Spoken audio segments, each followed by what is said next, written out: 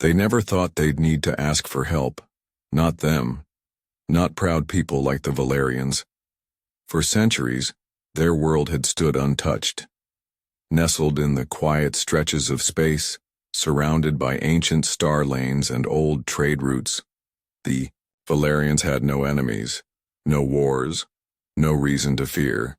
They built gardens instead of armies, cities in the trees, towers made of living crystal.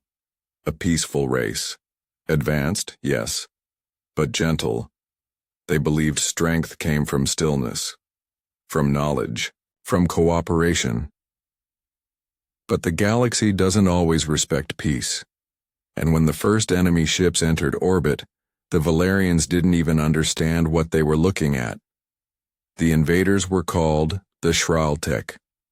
Nobody knew where they came from, only that they took world after world, system after system. They arrived in silence and left behind ruin. They weren't part of any council.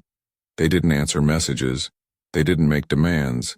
They simply landed and claimed. And now they had come for Valar. The Valerians tried to negotiate, tried to offer trade, culture, medicine. But the Shraltek answered with fire. Their ships didn't ask questions. They bombarded. First the satellites, then the observatories, then the outer cities. Hundreds of years of history erased in seconds.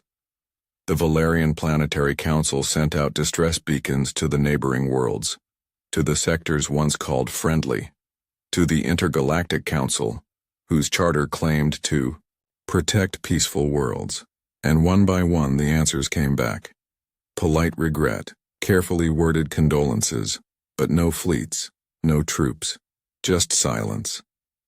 And apologies. Everyone was too afraid. No one wanted to draw attention to themselves. No one wanted to be next. So the Valerians did something they had never imagined they'd do. They sent a message to a world they had not spoken to in over 100 years. A world once known for its anger, its wars, its unrelenting pursuit of power. A world that had stepped back from the galaxy after it proved everything it needed to prove. Earth. The message was brief. It wasn't fancy. It didn't beg. It simply said, "We are under attack. Our people are dying. We know your world has withdrawn, but we have no one left to call. If there is anything left in you that remembers what it means to stand against cruelty, please, help us." And then, they waited. The Shraltek began landing their ground forces. Massive walking machines tore through forests and cities alike. Drones patrolled the skies, hunting survivors. The people of Valar went underground, into shelters, into hiding. The world above became unrecognizable. Many believed the message to Earth had simply vanished, lost in the void. The humans had gone quiet after all. They hadn't participated in council affairs for decades. They hadn't answered diplomatic channels. They hadn't been seen beyond their own systems in over 50 years. Some said Earth had turned its back on the stars, that they'd grown tired, that they'd seen enough. Others said the truth was darker, that Earth had become something else. Colder. More distant, maybe even dangerous. But in that bunker beneath a dying city, a Valerian elder sat holding the comms device. He didn't speak. He didn't move.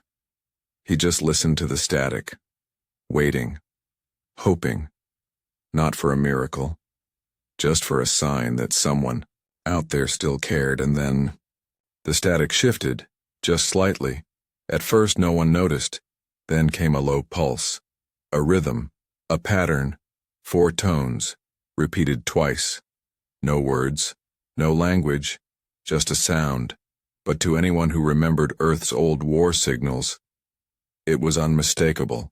Earth had heard, and they were responding. Across the galaxy, Earth had become a whisper, a name that once struck fear, and then slowly faded into myth. They used to be everywhere.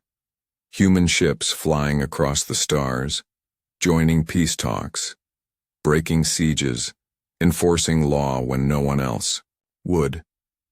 And then one day they were gone. No war, no collapse, just silence.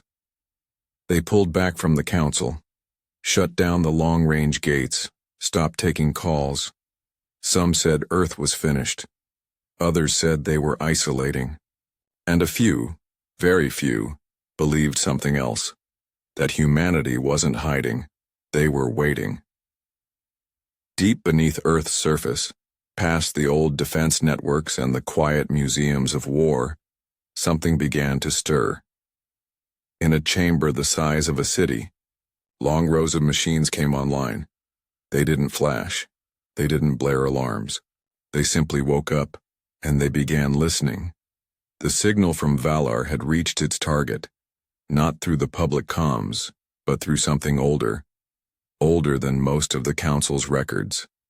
A channel Earth had locked away, marked with a single phrase, civilian call, priority 1. And buried deep within Earth's global command archive, that phrase still meant one thing: drop everything. Someone needs help. There were no political debates, no speeches in front of flashing cameras. Just a quiet command echoing across the control hubs: reactivate Solnet. And then, mobilize Armada 7. In orbit, hidden behind a camouflage field in the dark space near Jupiter, something began to rise. It wasn't one ship. It was hundreds. Colossal, smooth, black as night, with no markings, each one built for one purpose: to finish battles before they began. No colors, no flags, just clean lines, perfect structure, and unmatched speed. They didn't launch with fireworks. They launched like a storm. At the lunar watch post, an old operator, half-retired, forgotten by most, sat straight up in his chair when the feed changed. Solnet fully reactivated. Orbital fleet confirmed. He stared at the screen in disbelief. It had been 53 years since he'd seen Earth move like this. And now, they were moving fast. Back on Valar, the skies continued to darken. The Shraltech had begun their final wave. They weren't just invading now, they were cleansing. Anything that still moved was targeted. The forests burned. The great crystal towers shattered. Whole families vanished into fire.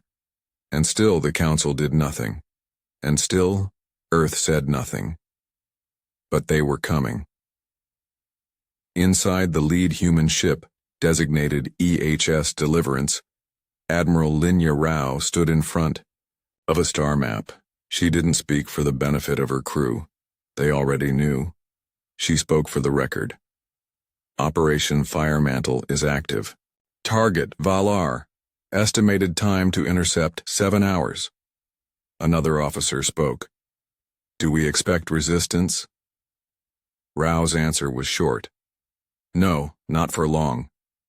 Back home, Earth's cities remained quiet. Civilians went about their lives. Most didn't even know what was happening. And those who did? They didn't panic, because they understood something the galaxy had forgotten. When Earth responds, it doesn't do it halfway. It doesn't posture. It finishes. The Shraltech never saw it coming. Their sensors picked up only minor gravitational fluctuations, things they thought were system anomalies. Too late, their long-range radar caught glimpses of shapes entering real space. Massive shapes. Dozens of them. They had never seen ships like these. No visible engines. No weapon ports. No broadcast signals. Just movement. Precise. Unstoppable. Silent. The human fleet didn't announce its arrival. Didn't request clearance. Didn't wait for negotiations. It simply entered orbit, locked into position, and waited for confirmation from the surface, from Valar. And the moment that confirmation came, one word spoken through cracked static: please. Earth began. The Shraltek were no strangers to violence. For them, war was not an event. It was a rhythm. From the moment they first left their homeworld, they chose conquest over diplomacy, fire over reason. They believed every species had a place in the galaxy. Conquerors, or conquered, and by their measure, they stood alone at the top. When they attacked Valar, it wasn't a strategic move. It was sport, a test. One more peaceful world to break beneath their boots. They didn't even deploy their full armada. Just a task force, enough to burn the forests, crush the cities, and claim whatever remained. They expected surrender. Maybe some pleading. But resistance? That would be crushed without effort. And so far it had been easy. Valar's defense systems had failed in the first hour. Its people scattered. Its ground was theirs. But then, something changed. At first it was nothing but a faint tremor through the orbital scans, unfamiliar gravity distortions, subtle pulses, too clean, too patterned. A Shraltek war overseer flagged the anomaly and sent a report. It came back marked as non-threat. They ignored it until it came again, stronger, and again. Then a sensor tech called out across the command deck. "We're getting energy spikes, extreme mass displacement on the outer edge of orbit." The overseer leaned forward. "Define extreme." The tech stared at the readout. "I don't think I can." Then came the visuals, blurry at first, then crystal clear. Earth's fleet. They had heard the stories, of course. Everyone had. The Council's forbidden files. The dark tales whispered in spaceports. The rumors of what happened when humans stopped talking. But that was history. That was myth. This was real. And it was here. In orbit above Valar, Earth's ships now moved into formation. Perfect lines. No gaps. No signal interference. No wasted space. The Shraltek command vessel began issuing. Orders: shields up. Weapons hot. Fallback positions established. But already they were too late. Because while they were preparing for battle, Earth was preparing for resolution. Inside the Shraltek flagship, panic simmered beneath the surface. They tried to mask it with ritual, with structure, with protocol. But deep down, they felt it. The humans didn't blink, didn't stall, didn't negotiate. They just moved. Like a wall closing in. One Shraltek commander, an old warlord named Verzun, slammed his fist on the holotable. Why are they here? They didn't answer the Council's calls for years. Why now? No one answered. Because the reason was clear. Valar had asked, and Earth had listened. The Shraltek's pride wavered. They tried to contact the Council. No answer. They tried to send probes, destroyed instantly. They launched fighters, blocked by invisible fields. Every move they made was met with quiet, perfect counteraction, as if Earth had seen it coming, as if Earth had already fought this battle in their minds 1,000 times. The Shraltek fleet outnumbered the humans almost 2-1. But it didn't matter, because it wasn't about numbers. It was about control, and Earth had already taken it, without firing a shot. Down on the surface, the Valerians still hid in bunkers and shelters. They couldn't see the sky, but they felt the ground stop shaking. The bombardments ended. The drones vanished. The terrible sounds of burning cities were replaced by nothing. A stillness so profound, it almost hurt. And then one survivor whispered, "They're scared." Another asked, "Who?" The answer came back soft but certain. "The invaders. Something's frightened them." Back in orbit, the Shraltek command finally realized what they were dealing with. Not a rogue fleet, not a rebellion, not a war. An ending. They sent a message. To Earth. State your terms. We are willing to withdraw. We are open to discussion. No answer. Another message. We did not realize Valor was under human protection.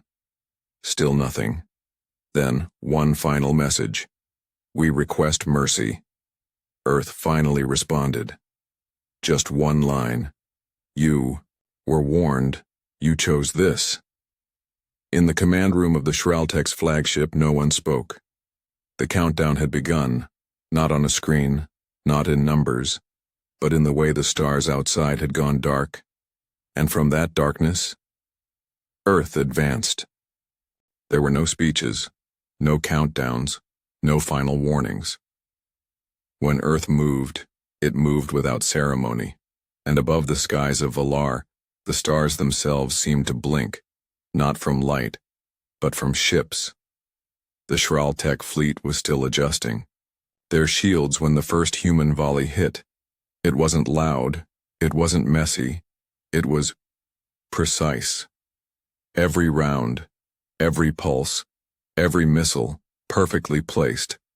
To the Shraltek, it was like watching a machine work. Not war. Surgery. Human weapons. Didn't just target hulls, they knew where to strike. They bypassed armor. They cut through weak spots. They made Shraltek warships vanish without even a final scream. In seconds, their outer perimeter was gone. In minutes, their cruisers were breaking formation. Not in retreat. There was nowhere to run. They were just trying to survive. But Earth hadn't come to fight. They'd come to finish. From the surface of Valar, the people looked up and saw the clouds glowing red and gold. Then came the thunder. Not natural. Not weather, but the sound of re-entry. Human dropships falling in silence, guided by AI flight paths so perfect they didn't even ripple the air. Troop carriers the size of skyscrapers, deploying mechanized infantry before they even touched the ground, and behind them, orbital drones. Thousands of them, not controlled manually, not even piloted. They moved like thoughts. Swift, coordinated, clean. The Shraltek ground forces had no time to dig in. Their siege walkers turned toward the drop zones. Their drones launched intercept, patterns, and in the span of 5 minutes all of it was gone. Human kinetic strikers hit like meteors. EMP blasts crippled everything electronic. Stealth units sliced through what remained. Not a single human soldier was injured. The Shraltek were eliminated before they ever saw who they were fighting. In orbit, their flagship tried to reposition. They fired blindly. Missiles, disruptors, scatter beams. They hit nothing because Earth's ships weren't flying like fleets. They moved like they were dancing, flowing around enemy fire, anticipating movement before it happened. Because this wasn't just brute force. It was experience. Humanity had fought wars against enemies the galaxy had long forgotten, and every mistake they had ever made, they'd learned from. Now they didn't make mistakes. The final Shraltek message was short. We surrender. No answer. Then a second. Please, we surrender. Still no response. Because Earth didn't accept surrender once lives had already been lost. Not when it came to civilians. The battlefield went quiet, not because the fighting stopped. There was nothing left to fight. The sky over Valar no longer glowed with fire. Now it shimmered with drifting metal, wreckage, silent, dead. Earth's fleet held position, not advancing, not celebrating, just watching.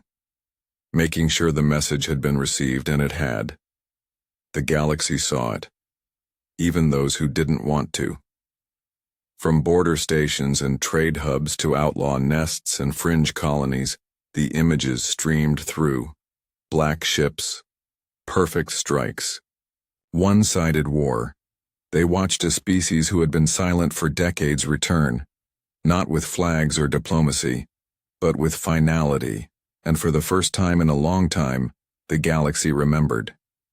This is what it means when Earth answers a call. Down on the surface, Valar's people emerged slowly. They stepped out of ruins, blinking into the dawn light. And when they looked to the hills, they saw them. Human soldiers.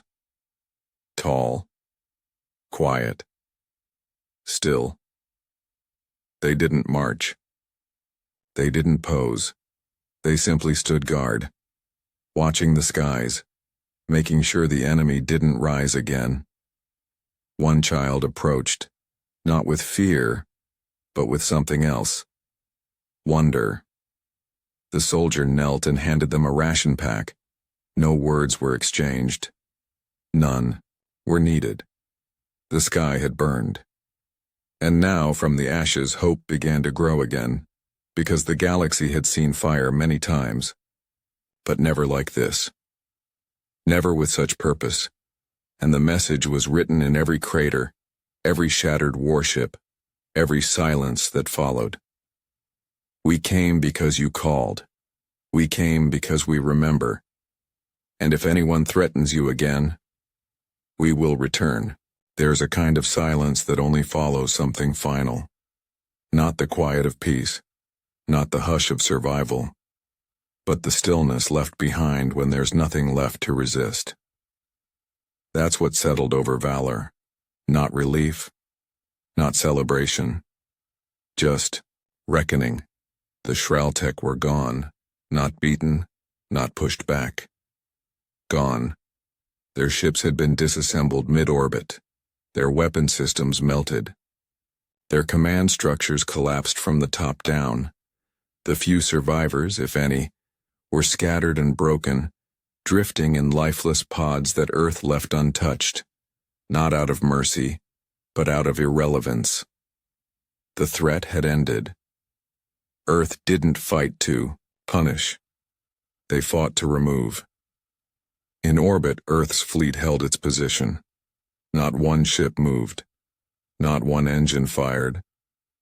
They hovered in formation, as if carved from the void itself. Some watching from afar believed they were preparing for another attack, but they weren't. They were watching, not for enemies, but for confirmation. That Valar was safe, that the job was finished. Only then would they move. Inside the command deck of EHS Deliverance, Admiral Linya Rao reviewed the battlefield log. No celebration, no round of applause, just a nod, a deep breath, and one quiet line. Confirmed. Threat eliminated. A junior officer asked, "Orders, Admiral?" Rao's answer was soft. "Begin recovery protocols. Then withdraw. Because Earth didn't stay, not when the work was done." Down on Valar, the skies were calm again, but the people were still stunned, not by the destruction, but by the precision of it. Entire cities had been preserved. In the middle of battle, Earth's firepower had never once struck a civilian site. Hospitals remained intact, shelters untouched, infrastructure left standing. Earth had walked through the chaos and burned only what needed burning. Nothing more, nothing less. They called it surgical annihilation. To some, that sounded cold. But to Valar's people, it was something else. It was justice. Pure. Measured. Final. One elder, standing before the ruins of the Valerian Council Hall, spoke to a gathering of survivors. His voice trembled. Not from fear, but from something deeper. Gratitude. We are alive today not because Earth brought war, but because they ended one. There was no cheering, only silence, and nods. Because everyone knew the truth. If Earth hadn't come, they'd all be gone. In the hours that followed, human relief ships descended. No flags, no press, no political delegation, just workers, medical, personnel, engineers, repair drones. They rebuilt communications, distributed food, repaired power grids, and then, just as quietly as they came, they prepared to leave. But before they did, Earth placed one object on the surface. No monument, no tower, just a small black stone, polished, smooth, and engraved with a single line, written in every major galactic language. This world is under Earth's protection. Harm it again, and we return. No threat, just fact, a reminder. Across the galaxy, the reckoning spread. Warlords watched the Varel transmission again. Smugglers rerouted around Earth-designated space. Council delegates met behind closed doors, trying to rewrite laws fast enough to keep up with reality. Earth had changed the rules, not by asking, by acting. The galaxy had always believed power meant visibility, influence, presence, participation. But Earth had rewritten that belief. They had vanished from the spotlight, only to return as the shadow that others feared. And now no one asked what Earth wanted because the answer was obvious. They didn't want control. They didn't want territory. They just wanted one thing: to be left alone. But if you hurt one of their own, if you touched what they protected, then the fire would come. And when it did, there would be no negotiations. Only reckoning. The galaxy had expected fire. What it hadn't expected was mercy. Because when Earth arrived at Valar, they came with warships. But when the sky cleared, they left behind healing. The Valarians were still reeling. The fear hadn't faded yet. They walked through their cities like survivors of a storm. Grateful, yes, but also unsure. Would the humans demand tribute? Would they stay and take control? Would they treat Valar like a prize to be held, another system under their flag? No one knew what to expect because no one had seen Earth move in so long, not like this, not with this kind of power. And then something strange happened. Earth didn't claim anything. They didn't send representatives. They didn't set up command centers or broadcast their authority. They simply helped. Human engineers walked among the Valerian ruins with scanners and tools, not rifles. They repaired water lines, restored communications, rebuilt transport relays using mobile factories that printed infrastructure out of raw material. No one told them where to go. They just knew. It was as if they had studied the entire city before they arrived. Because they had Dawn Earth's drones swept through villages with medical supplies, scanning vitals, administering treatment without a word. Injured Valerians were carried aboard temporary field clinics that vanished as quickly as they appeared. No one was asked to serve. No one was asked to bow. There were no orders, only assistance. The children were the first to stop being afraid. They followed the drones with wide eyes. One boy touched the side of a massive bipedal mech. It knelt and offered him a pouch of nutrient. He smiled. The adults watched in silence, unsure of what to say. Because mercy like this, they hadn't expected it. In the capital, the last standing Valerian leaders gathered with one of Earth's liaisons, a woman named Aema Soren. She wore no rank, no armor, just a clean uniform with a silver mark over her heart. One of the elders asked what the mark meant. She said quietly, "It means I answer when others don't." They asked her how long Earth would stay. Her answer was simple: long enough. And she meant it, but she also meant something else. Not forever. Not because they didn't care, but because they trusted Valor to rebuild. Earth came not to take over, but to lift, and then to step back. That was the real strength. Earth's fleet remained in orbit just long enough to secure recovery. When the last medical station finished its work, when the last transport pod had delivered its final supply run, the countdown began.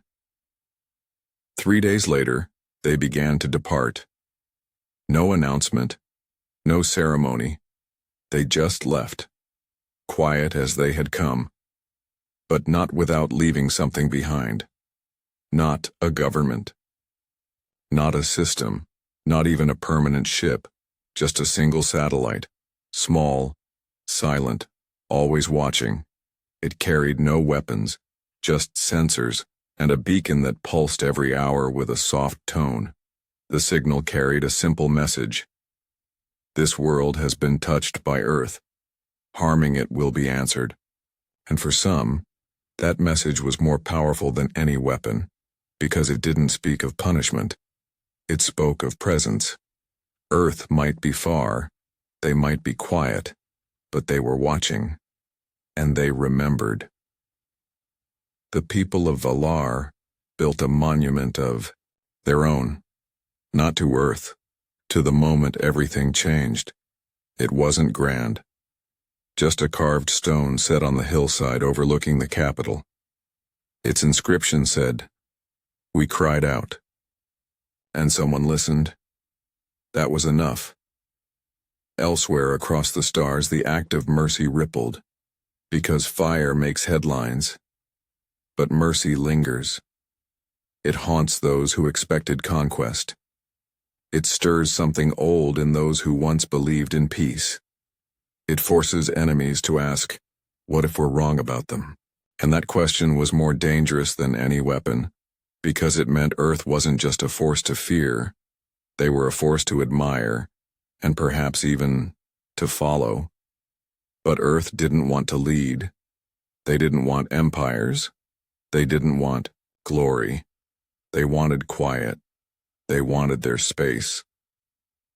But if someone called again, they would come, with ships, with strength, and yes, with mercy. The stars have always been full of watchers, empires, coalitions, corporations, warlords. Some watched to learn, others watched to scheme. But after Valor, they all watched with a new understanding. Because Earth hadn't just returned. They had returned with purpose, and no one, not even the ones who called themselves rulers, could ignore what that meant. In the high spires of the Intergalactic Council, an emergency session was called. For years, Earth had been absent. They had given up their seat, cut off communication, shut down their gates, and now they had answered a call that the Council itself ignored. That was inconvenient, and worse, embarrassing. One delegate, red-skinned and regal, spoke sharply. This was a violation. Earth acted outside Council law. A murmur followed. Then the elder delegate of the Zelquari, the oldest race in the chamber, spoke softly. No, they acted within the law we abandoned. The room went still, because everyone knew what he meant. The Council had written lofty promises of protection, had vowed to stand by the weak, had proclaimed itself the shield of civilization. But when Valor cried for help, they did nothing. And Earth? Earth did what they used to do. In backrooms and private message loops, conversations changed. Military leaders requested updated threat assessments. Border commanders rechecked their maps for any proximity to human space. Trade. Executives pulled out of risky deals that even whispered conflict with Earth's interests. No one said it aloud, but they all felt it. Balance had shifted, and no one had seen it coming. In the far reaches of the galaxy, outlaw clans began painting over their ship markings, not from loyalty, from fear. The Shraltech were gone, and if Earth could do that to a fleet that size, no one was safe. Some tried to spin the narrative, claim Earth had planned it, that they used Valor as an excuse, that this was the beginning of human domination. But the facts didn't agree. Earth didn't take territory, didn't install governors, didn't demand repayment. They came, they helped, they left, and that terrified the galaxy more than conquest ever could. Because now no one could predict them. They didn't want power, they just wanted peace. And when people who don't want power hold that kind of strength, you tread carefully. The whispers grew louder. Among merchant guilds, among neutral systems, among old enemies who suddenly began rethinking grudges. What if Earth isn't a threat? What if they're a warning? And worse, what if they're right? The Kalen Syndicate, once proud aggressors, issued a sudden non-aggression pact with all Earth-affiliated colonies, unsolicited. The Marn Collective withdrew troops from contested space overnight, and one warlord, known for burning 3 moons, in a single campaign was overheard muttering in a bar, "I'd rather face a star-going supernova than an Earth dreadnought." Earth's silence had once been seen as weakness. Now it was seen as poise, as confidence. And the galaxy, built on bluster and intimidation, wasn't ready for that kind of calm. On Valar, as rebuilding continued, more stories began to surface. Human soldiers refusing shelter, so civilians could sleep under a roof. Of medics who worked until they collapsed. Of drones programmed not just to defend but to repair the natural ecosystem. This wasn't propaganda. There were no reporters, no broadcasts, just word of mouth. Stories spreading like a quiet flame, and that flame reached even the coldest corners of the universe. The Council didn't release a statement. They couldn't. Anything they said would sound hollow now. So, instead, they simply moved Earth's name back onto the official register. Just one line changed. Status, withdrawn became status, watch-listed, contact pending. A small gesture, but one that said everything. Earth had returned. And the galaxy? It wasn't laughing anymore, it wasn't scoffing, it was listening. Because power doesn't always speak loud. Sometimes it just answers one call and leaves the battlefield quiet. The stars had changed, but Earth had not. Not really. They hadn't grown larger. They hadn't claimed more space. They hadn't raised new flags. They simply reminded the galaxy of something it had forgotten. That silence is not absence. That restraint is not weakness. And that when Earth answers, the conversation is over. On Earth, the people did not cheer. They did not hold parades. There were no victory speeches. Because this wasn't a victory, it was a promise kept. A quiet line from long ago remembered by only a few, if they call him we go. And that was all it had ever taken. In the halls of Sol Command, no medals were awarded. No new territories were discussed, just status reports, recovery logs, and one entry added to the defense registry. Valor, response complete, protected, status active. Then the lights dimmed, and they waited. Humanity didn't want to rule. They'd tried that. They'd bled for that. They'd lost too much trying to be what others expected of them. What they wanted now was different. They wanted a galaxy that understood one thing: they weren't coming unless you gave them a reason. But if you gave them one, if you crossed that final line, if you hurt the innocent and laughed about it, then Earth would rise. And they would rise as one. Not as conquerors, but as the answer. On Valor, the black satellite in orbit continued to pulse, every hour without fail. A heartbeat. A reminder, a silent promise. The people below no longer feared it. They saw it as a guardian, a symbol that in their darkest hour, they hadn't been alone. Across the galaxy, new stories began. Children asked their parents, what would Earth do? Pilots double-checked their charts, making sure they weren't too close to anything marked human territory. And on 1,000 different worlds in whispers and speculation, people asked, "What is Earth now?" The answer was never the same. Some said, "A sleeping giant." Others, "A guardian with a long memory." A few simply called them the line you don't cross.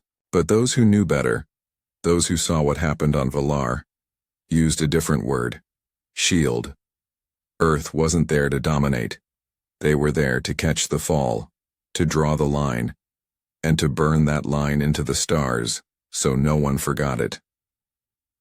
Back in Earth space, the fleets returned to their silent orbit. Drones powered down. AI systems went dormant. Engines cooled. No new ships were sent. No warnings broadcast. Because the message had already been delivered. Not in language, but in action. And that's what made it powerful. It wasn't just what Earth could do. It was what they were willing to do only when asked. They didn't police the galaxy. They didn't interfere. They simply waited. Like an old friend you hope never to call. But when you do, they show up at your door, and they do what no one else would. Not because they want thanks, not because they want credit, but because deep in their DNA, across every border, every city, every ship, humanity remembers what it felt like to be left alone, to cry out and hear nothing. So they built a fleet, not for war, but for the one moment when someone else might need to be heard. That is Earth's new role, not kings, not tyrants, not saviors, just the last force the galaxy hopes never to need, but is eternally grateful exists. Because in the end, the stars are vast, cruel, cold, and sometimes, when the darkness gets too close, you need someone to light a fire, not to warm you, not to comfort you, but to burn the threat away. Earth is that fire. And now, the galaxy knows. If you hurt the helpless, if you ignore the cries, if you think no one will come, you're wrong. Because they will. And when they do, they will turn the battlefield to ash.